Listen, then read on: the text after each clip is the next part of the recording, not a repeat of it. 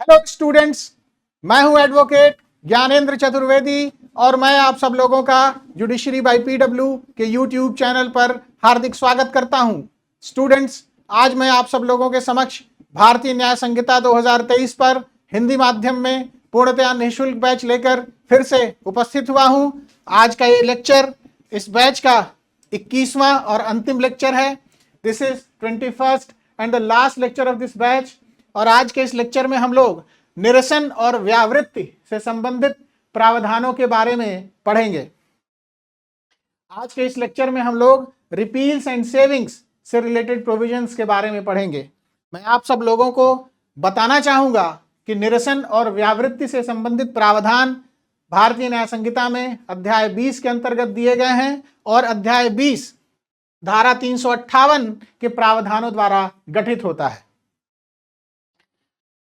अब निरसन और व्यावृत्ति से संबंधित जो प्रावधान है धारा 358, उसके बारे में विस्तार से पढ़ने से पहले यह जानना बहुत जरूरी है कि आखिर निरसन और व्यावृत्ति का महत्व क्या है। What is the importance of repeals and savings clause.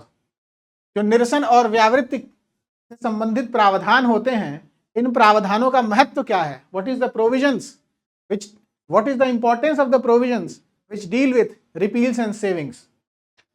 तो इन प्रावधानों का मूल रूप से महत्व यही है कि ये पुराने कानून को औपचारिक रूप से समाप्त करते हैं।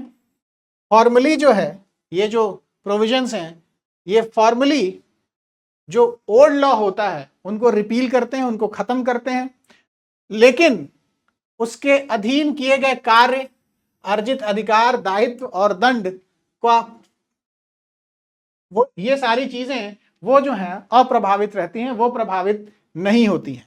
यानी कि the importance of repeals and savings clause lies in the fact that it formally repeals the old law while ensuring that the rights, obligations, penalties and proceedings under the old law remain unaffected। और इस प्रकार ये जो प्रावधान हैं वो ये सुनिश्चित करते हैं कि जो पूर्व में कार्यवाहियां की गई हैं और जो दंड दिए गए हैं वो नए कानून के अंतर्गत, वो जो है नए कानून के तत्स्थानीय उपबंधों के अधीन वैध और प्रवृत्त बने रहें। तो these provisions guarantee continuity by deeming past actions valid under the corresponding provisions of the new law। तो मैं आशा करता हूं कि जो निरसन और व्यावृत्ति से संबंधित प्रावधान का जो महत्व है, वो महत्व आप सब लोगों को बिल्कुल स्पष्ट और क्लियर हुआ होगा। आइए अब हम आगे बढ़ते हैं और धारा 358 के प्रावधानों को समझने की कोशिश करते हैं। तो जैसा कि अभी अभी हम लोगों ने डिस्कस किया, धारा 358 निरसन और व्यावृत्ति से संबंधित है। It deals with repeals and savings. और धारा 358 उपधारा 1 section 358 subsection 1 is a declaratory provision, और वो ये डिक्लेयर करती है कि भारतीय दंड संहिता 1860 का निरसन किया जाता है। The Indian Penal Code 1860 is hereby repealed. तो एक डिक्लेरेशन दिया गया है धारा 358 उपधारा 1 के माध्यम से, और उस डिक्लेरेशन में ये बताया गया है कि भारतीय दंड संहिता 1860 को निरसित कर दिया गया है, उसका निरसन कर दिया गया है। The Indian Penal Code 1860 is hereby repealed. आइए अब हम धारा 358 उपधारा 2 के प्रावधानों को सीधी सरल भाषा में, इंग्लिश और हिंदी दोनों ही भाषाओं के कीवर्ड्स के साथ समझने और जानने की कोशिश करते हैं।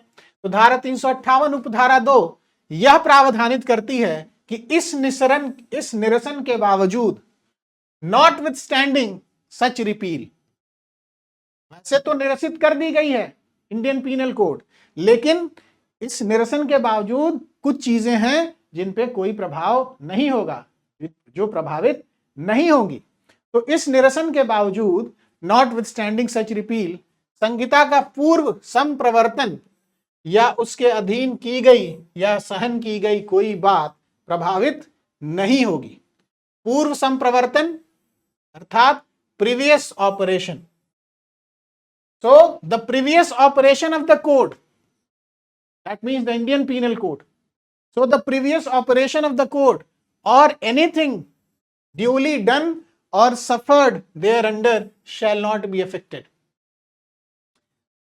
So the previous operation of the code shall not be affected, and also anything done duly or suffered thereunder shall also not be affected. इसी प्रकार धारा 358 उपधारा 2 यह भी प्रावधानित करती है कि संहिता के अधीन अर्जित कोई अधिकार, विशेषाधिकार, बाध्यता या उत्तरदायित्व प्रभावित नहीं होगा. एनी राइट, अधिकार का मतलब राइट, विशेषाधिकार प्रिविलेज, बाध्यता ऑब्लिगेशन और उत्तरदायित्व liability. So section 358 subsection 2 also declares that any right, privilege, obligation or liability acquired, accrued or incurred under the Indian Penal Code shall not be affected. तो संहिता के अधीन अगर कोई अधिकार अर्जित किया गया है या फिर संहिता के अधीन अगर कोई विशेषाधिकार अर्जित किया गया है तो वो भी प्रभावित नहीं होगा. आइए अब हम आगे बढ़ते हैं और अब हम ये देखते हैं कि धारा 358 उपधारा 2 आगे क्या प्रावधानित करती है. तो धारा 358 उपधारा 2 आगे यह प्रावधानित करती है, आगे यह प्रोवाइड करती है कि इस निरसन के बावजूद संहिता के विरुद्ध किए गए अपराधों के संबंध में कोई शास्ति या दंड प्रभावित नहीं होगा. तो ये जो प्रावधान है वो संबंधित है शास्ति या दंड से. तो any penalty or punishment, penalty का मतलब शास्ति, पनिशमेंट दंड. तो any penalty or punishment in respect of the offences committed against the code shell also not be affected. तो संहिता के विरुद्ध किए गए अपराधों के संबंध में कोई शास्ति या दंड, कोई पेनल्टी या दंड प्रभावित नहीं होंगे, अफेक्ट नहीं होंगे.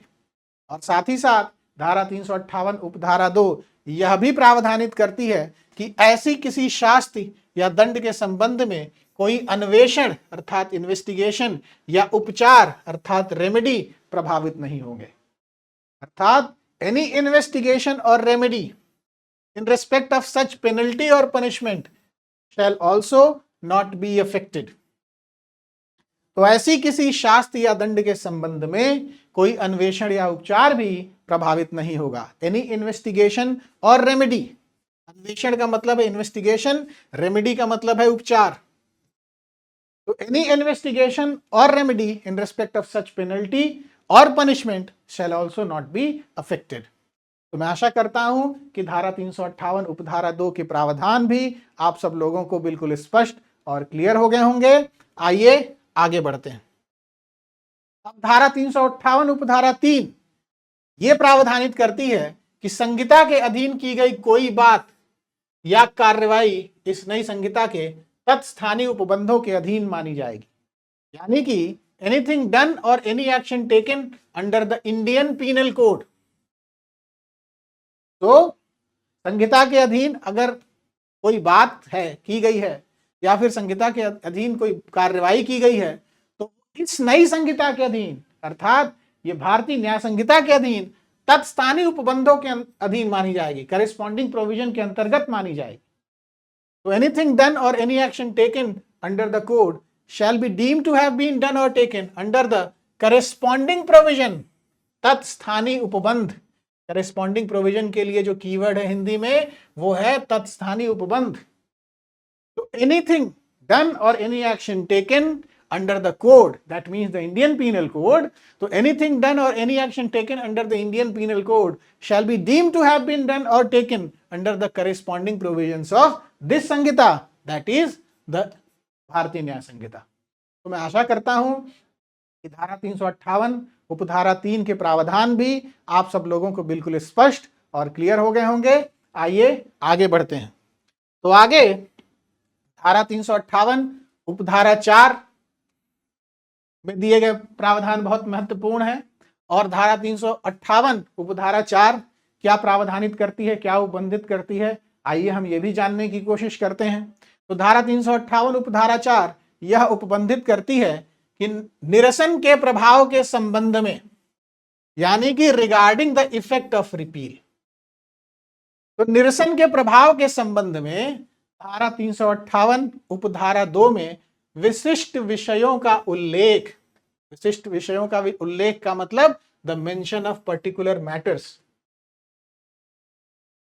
तो निरसन के प्रभाव के संबंध में धारा 358 उपधारा 2 में विशिष्ट विषयों का उल्लेख साधारण खंड अधिनियम 1897 अर्थात जनरल क्लॉजेज एक्ट 1897 की धारा 6 के साधारणतया लागू होने पर प्रतिकूल प्रभाव नहीं डालेगा।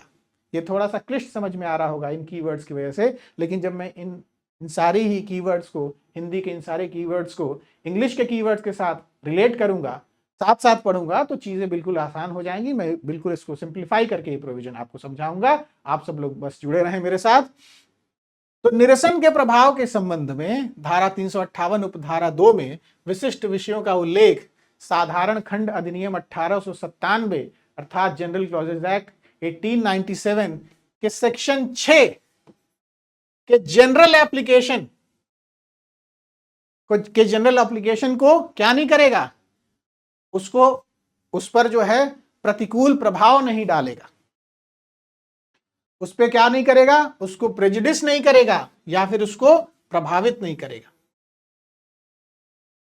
So the mention of particular matters in section 358 subsection 2 shall not prejudice or affect the general application of section 6 of the General Clauses Act 1897 regarding the effect of repeal. ऐसा क्यों कहा गया?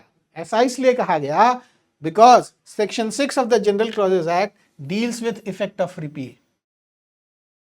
तो सेक्शन 6 जो है जनरल क्लॉजेज एक्ट का, वो भी इफेक्ट ऑफ रिपील की बात करता है, और यहां पे भी रिपील किया जा रहा है इंडियन पीनल कोड को। तो दोनों में कोई कॉन्फ्लिक्ट ना हो, कोई कॉन्ट्रडिक्शन ना हो, इसलिए धारा 358 उपधारा 4 के प्रावधानों को बनाया गया है।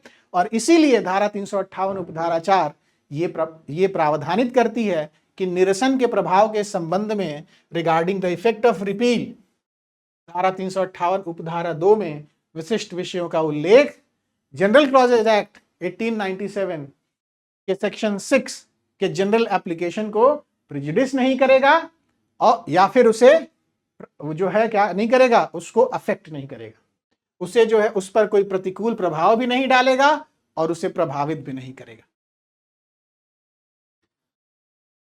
तो मैं आशा करता हूं कि धारा 358 उपधारा 4 के प्रावधान भी आप सब लोगों को बिल्कुल स्पष्ट और क्लियर हो गए होंगे। और इस प्रकार मैं आज की इस क्लास को यहीं कंक्लूड करता हूं, और इस क्लास के साथ साथ ये बीएनएस पे जो निःशुल्क सीरीज हमने शुरू की थी वो भी आज इस क्लास के साथ साथ यहीं कंक्लूड होती है। मैं आशा करता हूं कि इस क्लास के साथ साथ आप सब लोगों को ये पूरी सीरीज भी इंफॉर्मेटिव और इंसाइटफुल लगी होगी। अगर आप सब लोगों को इस सीरीज़ की सारी क्लासेस पसंद आई हों तो प्लीज़ वीडियोस को, क्लासेस को लाइक और शेयर करें और चैनल को सब्सक्राइब करें। जय हिंद।